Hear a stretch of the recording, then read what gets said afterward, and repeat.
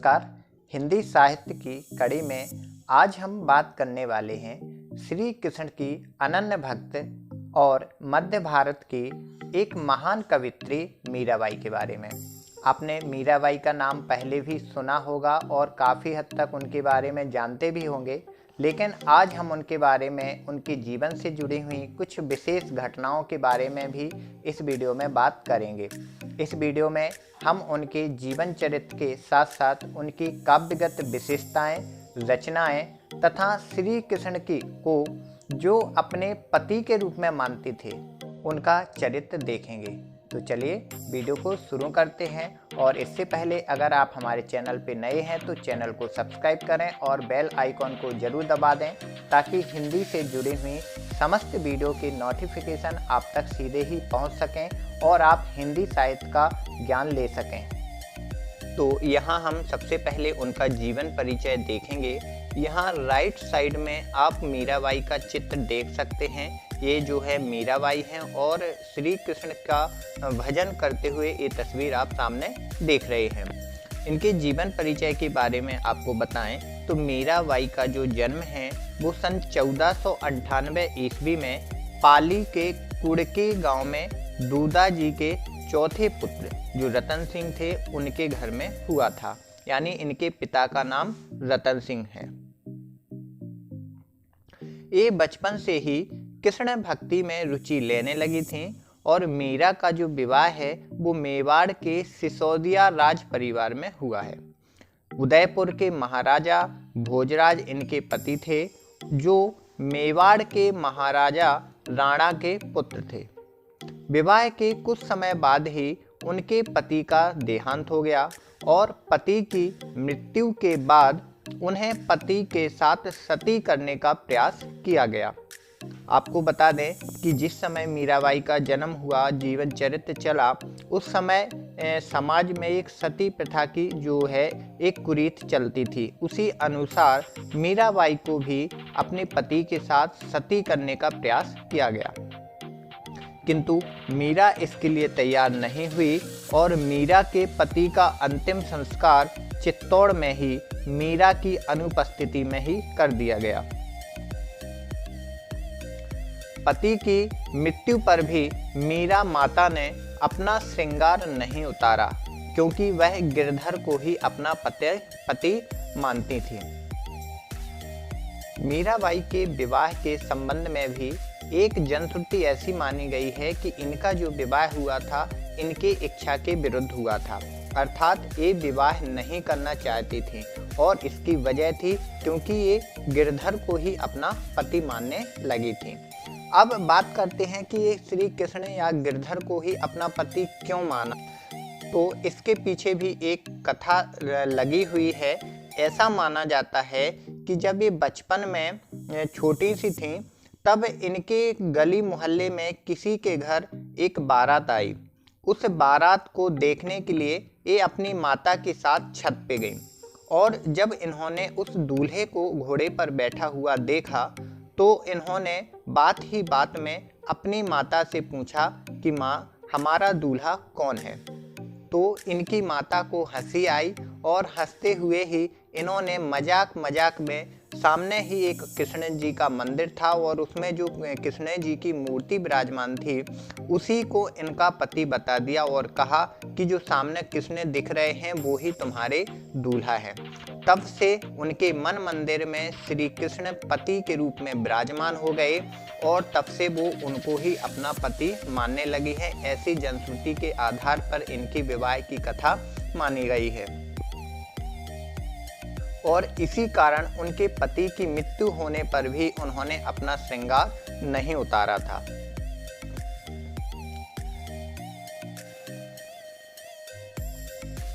आगे आप देख सकते हैं पति की मृत्यु के बाद वो संसार से विरक्त होती गईं और साधु संतों की संगति में हरि कीर्तन करते हुए अपना समय व्यतीत करने लगी।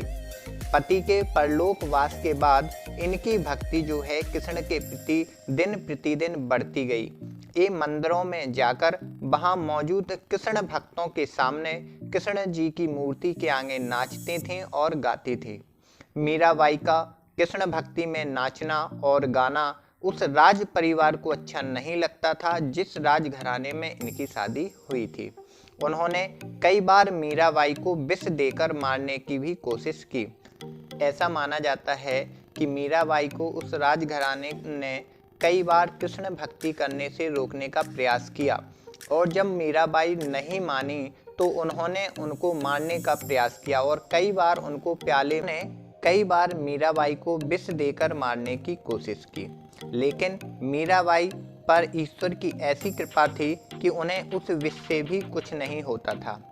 बार बार ऐसा प्रयास करने पर उन्होंने द्वारका जाने का निश्चय किया और वो द्वारका चली गईं और फिर बाद में वहीं से वृंदावन चली गईं। वह जहाँ जाती थीं वहाँ लोगों का बहुत ही सम्मान पाती थीं। लोग उन्हें देवी के जैसा प्यार और सम्मान भी देते थे। मीराबाई का समय बहुत बड़ी राजनीतिक उथल पुथल का भी समय था। मीराबाई जिस समय थीं उस समय समाज में मीराबाई को एक विद्रोही माना गया, क्योंकि उनके धार्मिक क्रियाकलाप किसी राजकुमारी और विधवा के लिए स्थापित परंपरागत नियमों के अनुकूल नहीं थे। वह अपना अधिकांश समय कृष्ण के मंदिर और साधु संतों व तीर्थ यात्रियों से मिलने तथा भक्ति पदों की रचना करने में ही व्यतीत करती थीं। मीराबाई की जो रचनाएं हैं वो भक्ति भाव में रची हुई रचनाएं हैं और इनकी रचनाएं स्फुट पदों में लिखी गई हैं।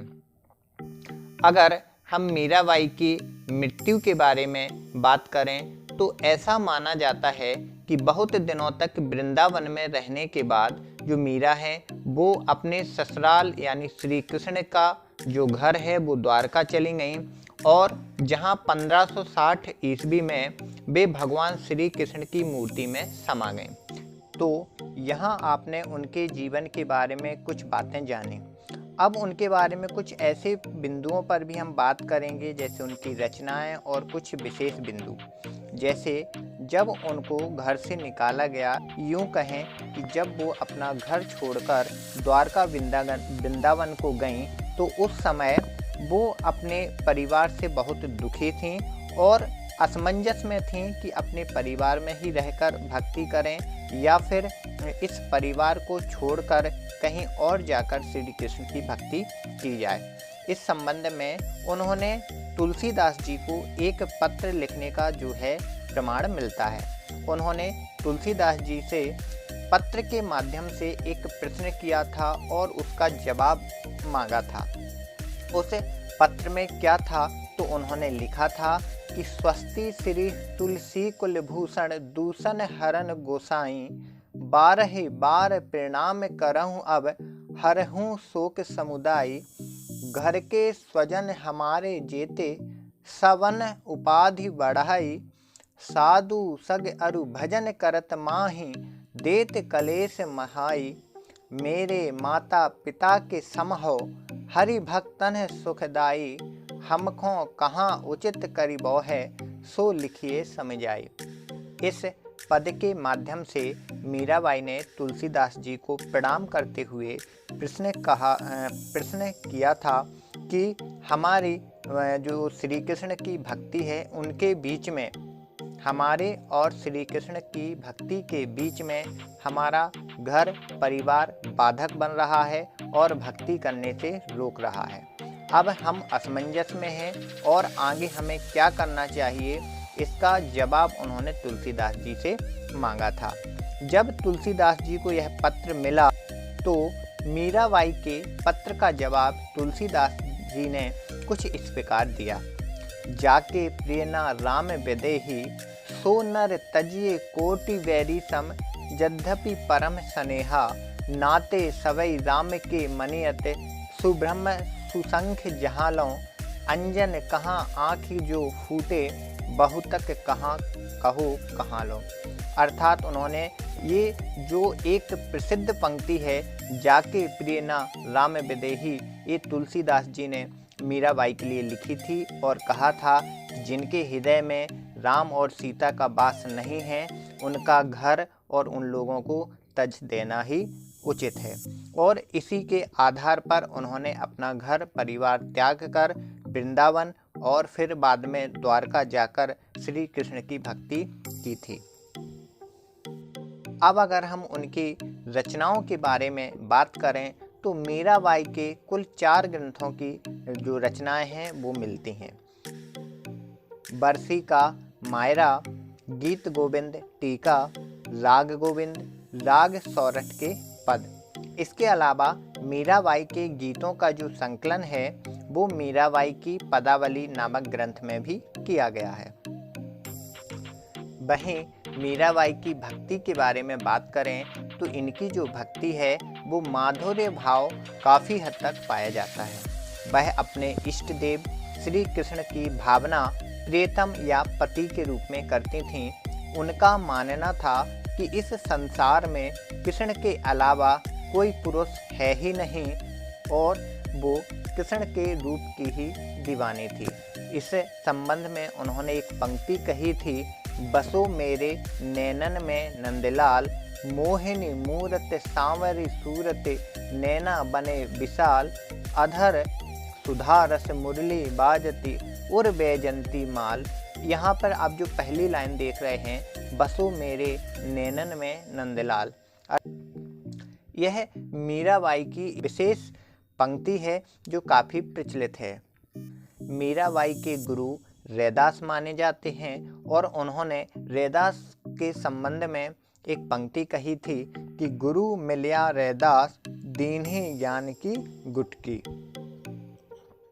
इन्होंने अपने बहुत से पदों की रचना राजस्थानी मिश्रित भाषा में ही है। इसके अलावा कुछ विशुद्ध साहित्यिक ब्रज भाषा में भी लिखा है। मीराबाई भक्ति काल की सगुण भक्ति के अंतर्गत कृष्ण आश्रयी शाखा की एक महान कवि थी। इनकी भाषा राजस्थानी मिश्रित ब्रजभाषा है और इनके गुरु का नाम रैदास माना जाता है। साथियों, इसी प्रकार की साहित्य से जुड़ी हुई वीडियो पाने के लिए आप हमारे चैनल को सब्सक्राइब कर बेल आइकॉन जरूर दबा दें ताकि सभी नोटिफिकेशन आपको सीधे ही मिल सकें। धन्यवाद।